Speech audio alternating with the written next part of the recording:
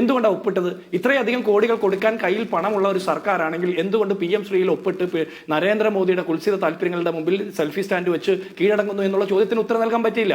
പിന്നെ അദ്ദേഹം പറയുന്നത് പിണറായി വിജയൻ സർക്കാർ പ്രതിപക്ഷത്തെ കൂടി കൂട്ടി യോജിപ്പിച്ചു കൊണ്ടുപോകാൻ താല്പര്യമുള്ള സർക്കാരാണ്. പ്രതിപക്ഷത്തെ കൂട്ടി യോജിപ്പിക്കേണ്ടപ്പാ, നിങ്ങളുടെ മുന്നണിയിലുള്ള CPI ഒന്ന് കൂട്ടി യോജിപ്പിക്കുക, നിങ്ങൾ അഖിലേന്ത്യാ ജനറൽ സെക്രട്ടറി MA ബേബിനെ ഒന്ന് കൂട്ടി യോജിപ്പിക്കുക, എന്നിട്ട് പ്രതിപക്ഷത്തെ കൂട്ടി യോജിപ്പിക്കാം. നിങ്ങൾ നടത്തുന്ന മുഴുവൻ തോന്നിവാസങ്ങളുടെ ഒപ്പം നിൽക്കലല്ല പ്രതിപക്ഷത്തിന്റെ ചുമതല. പ്രതിപക്ഷത്തിന്റെ ചുമതല എന്ന് പറഞ്ഞാൽ നിങ്ങളെ ചൂണ്ടിക്കാണിക്കുക എന്നുള്ളതും കൂടിയുണ്ട്. അത് നിങ്ങൾക്ക് മനസ്സിലാകുന്നില്ലേ? നിങ്ങൾ എന്ത് ചെയ്താലും അതിനെ പിന്തുണയ്ക്കലല്ല ഞങ്ങളുടെ പണി. ഇനി നിങ്ങൾ പറയുന്നുണ്ട് പിണറായി വിജയനെയും ഉമ്മൻചാണ്ടിയെ താരതമ്യം ചെയ്യണമെന്ന്. ഞാൻ വെല്ലുവിളിക്കുന്നു. ഉമ്മൻചാണ്ടി സർക്കാരിന്റെ കാലത്തെ 5 വർഷക്കാലത്തെ പ്രവർത്തനങ്ങൾ, അതും ഇന്ന് 9.5 കൊല്ലമായിട്ട് കേരളം ഭരിക്കുന്ന പിണറായി വിജയനെ താരതമ്യം ചെയ്യണമെന്ന് തന്നെയാണ് ഉത്തരവാദിത്ത ബോധത്തോടെ ഞാൻ കേരളത്തിലെ പൊതുജനങ്ങളോട് പറയുന്നത്. അന്നത്തെ വിലക്കയറ്റ തോത്, അന്ന് അരിക്ക് 26 രൂപ, ഇന്ന് അരിക്ക് 60 കഴിഞ്ഞ് 70 എത്തുന്നു. അപ്പോൾ ഇങ്ങനെ ഓരോന്നെടുത്ത് പരിശോധിച്ചോ. അന്നത്തെ വെളിച്ചെണ്ണയുടെ വില, ഇന്നത്തെ വെളിച്ചെണ്ണയുടെ വില, അന്നത്തെ ബസ് ചാർജ്, ഇന്നത്തെ ബസ് ചാർജ്, ഇതിനെ താരതമ്യം ചെയ്തിട്ട് ഇന്നത്തെ ഈ പറഞ്ഞ ക്ഷേമ പെൻഷനിലെ 400 രൂപയുടെ വർധനവും കൊണ്ട് അതിനെ അഡ്രസ് ചെയ്യാൻ പറ്റുമോ എന്ന് നിങ്ങൾ പരിശോധിക്കണം. PSC മെമ്പർമാരുടെ 2.25 ലക്ഷത്തിൽ നിന്ന് 3,85,000 ശമ്പളം വർദ്ധിപ്പിച്ചല്ലോ. സർക്കാർ അഭിഭാഷകരുടെ ശമ്പളം വർദ്ധിപ്പിച്ചല്ലോ. എന്തുകൊണ്ടാണ് ആശാ വർക്കർമാർക്ക് കേവലം 33 രൂപയാക്കിയത്? എന്തുകൊണ്ടാണ് ക്ഷേമ പെൻഷൻ മേടിക്കുന്ന ആളുകൾക്ക് കേവലം 400 രൂപ മാത്രം വർദ്ധിപ്പിച്ചത്? അതും നിങ്ങളുടെ പ്രകടന പത്രികയിൽ പറഞ്ഞതിനേക്കാൾ 500 രൂപ കുറവിൽ 4.5 വർഷം കഴിഞ്ഞിട്ട് നിങ്ങൾ പ്രഖ്യാപിക്കുന്നത്. അപ്പോൾ നിങ്ങളുടെ പ്രയോറിറ്റി നിങ്ങളുടെ സർക്കാരുമായി ബന്ധപ്പെട്ട പാർട്ടി നേതാക്കന്മാർ മാത്രമാണ്. പിന്നെ ആശുപത്രിയുടെ മേന്മയെക്കുറിച്ച് പറയുന്നു. ഞാൻ കേരളത്തിലെ സർക്കാർ ആശുപത്രിയിൽ ചികിത്സ തരുന്ന ഒരു മനുഷ്യൻ തന്നെയാണ്. പക്ഷേ എല്ലാം പൂർണ്ണമായിട്ട് ശരിയാണെന്ന് പറഞ്ഞാൽ സതീഷ് അംഗീകരിക്കാൻ പറ്റില്ല.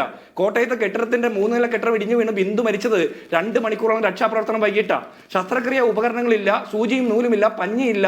ആശുപത്രിയുടെ വാർഡിൽ പോലും രോഗികൾ പീഡിപ്പിക്കപ്പെടുന്നു, ആംബുലൻസിൽ പീഡിപ്പിക്കപ്പെടുന്നു. ആശുപത്രിക്ക് വാർഡിനകത്ത് പാമ്പ് കടി ഏൽക്കുന്ന സാഹചര്യം ഉണ്ടാകുന്നു. വയറ്റിൽ കത്രികയുമായിട്ട് പോകുന്ന സ്ത്രീകൾ, അത് ഏത് സർക്കാർ ആശുപത്രിയിലെ കത്രികയാണെന്നുള്ള തർക്കം വരെ നടക്കുന്ന സാഹചര്യമുണ്ട്. പിന്നെ മരുന്നിനെ കുറിച്ച് താങ്കൾ തന്നെ പറയണം. രൂക്ഷമായിട്ടുള്ള മരുന്ന് ക്ഷാമം ഉണ്ടായപ്പോൾ ആരോഗ്യമന്ത്രി നേരിട്ട് പോയി ചാനൽ ക്യാമറയുമായി മരുന്നിനെ കുറിച്ച് അന്വേഷിക്കാൻ പോയി. കണ്ടെത്തിയോ എവിടെയാ മരുന്നെന്ന്? അത് കണ്ടെത്തി പറയണ്ടേ വീണ ജോർജ്? അത് മാത്രമല്ല 1600 കോടി രൂപയുടെ കാലാവധി കഴിഞ്ഞ മരുന്ന് തിരിച്ച സർക്കാരിന്റെ പേരും കൂടിയാ പിണറായി വിജയൻ സർക്കാർ. PPE കിറ്റ്, മാസ്ക് അഴിമതിയും മെഡിക്കൽ സർവീസ് കോർപ്പറേഷന്റെ 1200 കോടി രൂപയുടെ അഴിമതിയൊന്നും കേരളത്തിലെ ജനങ്ങൾ മറക്കില്ല. മറക്കാതിരിക്കാൻ ഞങ്ങൾ അത് ഓർമ്മപ്പെടുത്തിക്കൊണ്ടിരിക്കും. പിന്നെ ദേശീയപാത കുറെ മാസങ്ങൾക്ക് ശേഷമാണ് ഇന്നിപ്പോൾ ഒരു CPM-ന്റെ പ്രതിനിധി ദേശീയപാതയെ കുറിച്ച് പറയുന്നത്. കഴിഞ്ഞ മഴയത്ത്, പുതുമഴയത്ത് 150 സ്ഥലത്ത് പൊട്ടിപ്പൊളിഞ്ഞ് വെള്ളത്തിൽ ഒഴുകിപ്പോയപ്പോൾ ദേശീയപാത പിണറായി വിജയന്റെ ഇച്ഛാശക്തിയായിരുന്ന ദേശീയപാത അന്ന് മുതൽ നരേന്ദ്രമോദിയുടെ ഇച്ഛിച്ച എന്ന് പറഞ്ഞ് നിങ്ങൾ മാറ്റിവെച്ചു. ആ ദേശീയപാതയെ കുറിച്ചിട്ടാണ് നിങ്ങൾ ഇപ്പോഴും പറയുന്നത്? ദേശീയപാത സംസ്ഥാന സർക്കാരിന്റെ അഭിമാന നേട്ടമാണെന്ന് നിങ്ങൾ ഇപ്പോൾ പറയുമോ? അങ്ങനെയാണെങ്കിൽ അതിനെക്കുറിച്ച് കേൾക്കാൻ താല്പര്യമുണ്ട്. ഇതൊക്കെ നിങ്ങളുടെ നേട്ടമാണെങ്കിൽ എന്തുകൊണ്ടാണ് ഈ 2ാം പിണറായി സർക്കാരിന്റെ കാലത്ത് നടന്ന സർവ്വ ഉപതെരഞ്ഞെടുപ്പുകളും നിങ്ങൾ തോറ്റുപോയത്? നിങ്ങൾ ജയിച്ചിട്ടുള്ള ചേലക്കരെ പോലും നിങ്ങളുടെ ഭൂരിപക്ഷം 28,000 വോട്ട് കുറയുന്ന സാഹചര്യം എന്തുകൊണ്ടുണ്ടായി?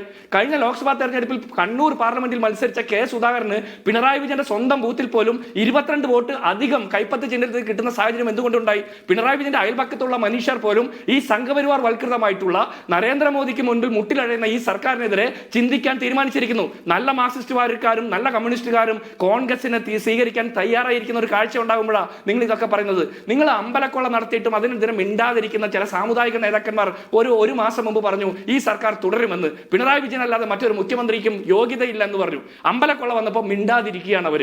അത് കഴിഞ്ഞിട്ട് നിങ്ങൾ ഓരോന്നോരോന്ന് പ്രഖ്യാപിക്കുമ്പോഴും കൃത്യമായിട്ട് ഇടവേളകളിൽ നിങ്ങളുടെ പ്രചരണത്തെ ഇല്ലാതാക്കുന്ന രീതിയിലുള്ള വാസ്തവമായിട്ടുള്ള കാര്യങ്ങൾ പുറത്തു വരുന്നു. അതിദരിദ്രരില്ലാത്തൊരു സംസ്ഥാനമാണ് കേരളം എന്നല്ലേ നിങ്ങൾ പ്രഖ്യാപിക്കാൻ വന്ന 1-ാം തീയതി?